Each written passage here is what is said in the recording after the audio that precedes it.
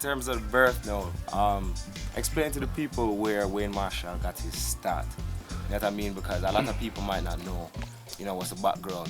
Well, especially as a middle class artist, kind of. Yeah. Back in the day. You want to say uptown? Just say it, no man. Just say it, no man. No, well, you know what? Me is not the typical uptown artist where I made a move from Barbican to Hope Pastures. When I moved there, I moved a couple gates down the road from King Jammies, who was like one of the most renowned dancehall producers of all time. So at that time, he had sons who were my age too. Baby G, John Jam 2, John Chris, all them. So I used to love music from a little youth. So every time I used to be driving home or listening to music, I would just fall into like that trance, you know, the music, you know. Eventually, I started writing songs. When I made that move, I thought, artist, come like a destiny. What kind of age group this now? I was probably about 9, 10 them times, just about the same age as Gio, yeah. Wow. Yeah, and then we hooked up with the Jammies youth them now. So we started honing, started partying now as friends. Then Jam 2 make rhythm, Baby G would be the producer, arranger. John was older than us, who we were looking up to at that time.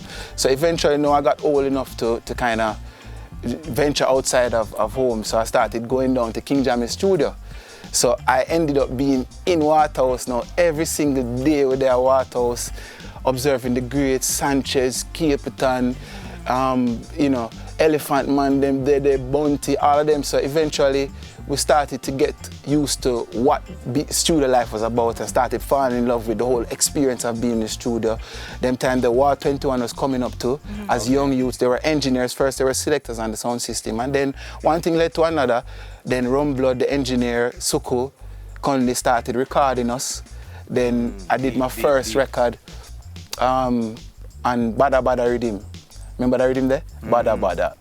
Go so Bada Bada. Yeah, so I did my first song on that. So that was like how I got started in the business. Eventually, Bounty Killer, you know, heard our sound and said, yo, youth, you have it in a youth. And what time that was? This was, probably I was about 17 when Bounty started taking note of our vibes and our sound. So 16-year-old youth and Bounty Killer taking notice? Yo, but we're around, you know what I mean? Even as younger than that, we were there looking up and saying, Jesus, yo, watch the warlord. And, you know, I remember G coming home and saying, yo, my father have the baddest artist. And I say, yeah, what's his name? And like him, I say Bounty Hunter, because at them time they never even changed his name to Bounty Killer yet. Bounty Hunter. Yeah, so I tell you from early days. Yeah, early days. So you get to see where my respect for Bounty comes. It's a very organic respect where, you know, it was just natural for me. I was there, as I, you know, fly up on the wall, I watch, observe rehearsal, recordings, you know what I mean, all these things. So I got a very first-hand experience of studio life, running DJ world and singer business, you know what I mean? So in terms of the sound system thing though, some would argue that in Jamaica, it's not what it used to be. It's lost a certain element of passion and, you know, with MP3s and CDs and stuff. Is it the same in Europe? I know you got in a huge car accident.